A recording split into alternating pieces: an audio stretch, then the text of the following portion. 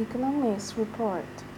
American businesses are still slow to hire and unemployment remains near 10%. But an economic research group reported in September that the recession in the United States ended in June of last year.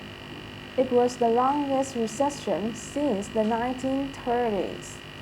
James Stark is on the committee that leads the rises and falls of the business cycle for the National Bureau of Economic Research. The Harvard University professor says this recession was in some ways a lot like others since World War II. But one difference was the length, 18 months.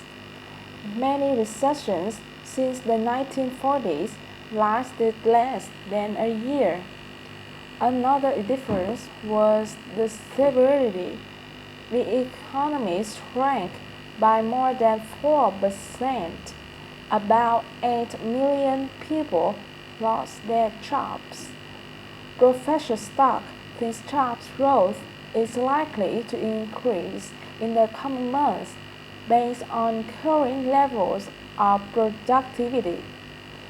He says, I think that we are at a point right now where productivity has increased so much that for output to continue to grow, we will be seeing increases in hiring.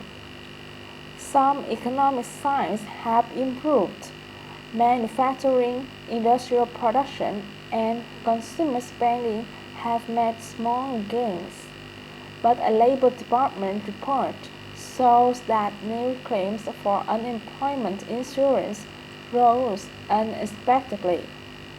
President Obama took questions at a meeting shown on CNBC television.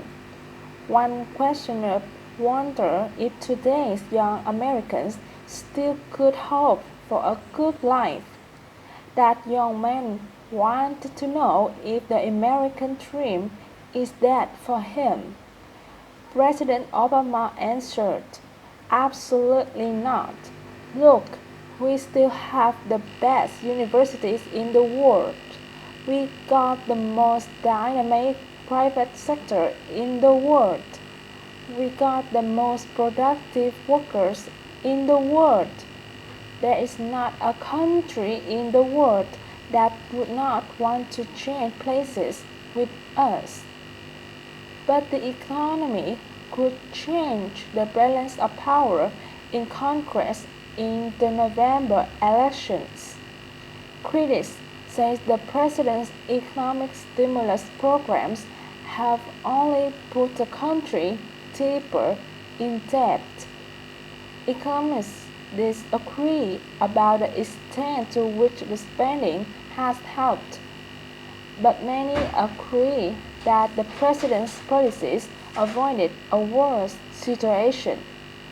In Washington, central bank policymakers said inflation remains low.